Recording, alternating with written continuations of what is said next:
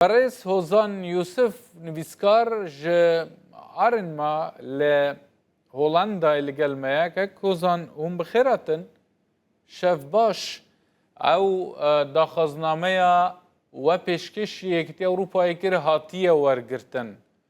Qonaxa dahatî dê çi be piştî vê?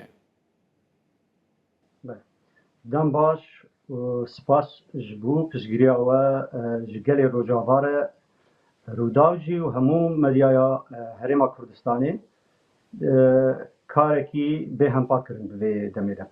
Belê em vegerin ser daxwaznamaya me.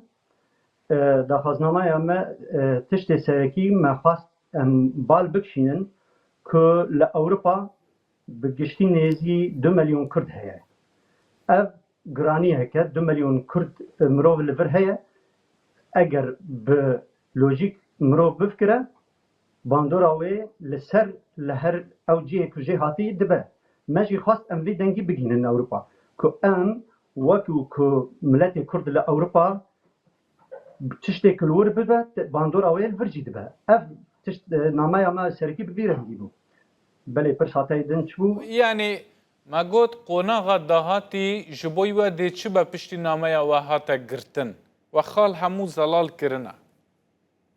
Belê ji xwe me hewl da berî civîna Yekîtiya Parlamentoya Yekîtiya Ewropa ew daxwaznameyê me bigê.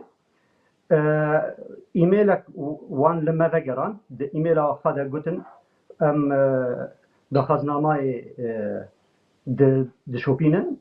Daxwazên we em ê lê binêrin û heta demeka nêzik çi tiştên di nava parlamentoyê de dan û standin were çêkirin em bersiva we jî didin.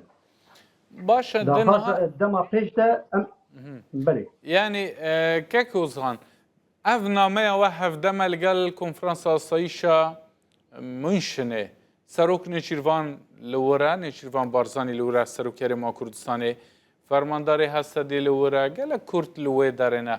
Yani ev yek wê çi hêzê bidete wê nameya we ku bêtir deng vede û daxwazîn we bicî bibin?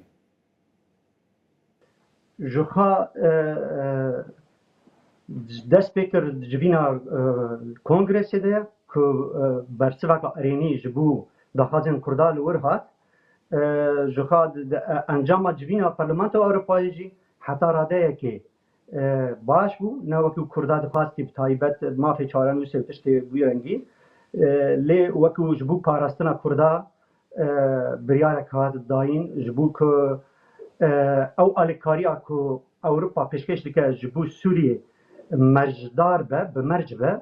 Eger Kurd neyên parastin PKK'yên denê Sûriyê neyên parastin ew alîkarî jî tê sekinandin.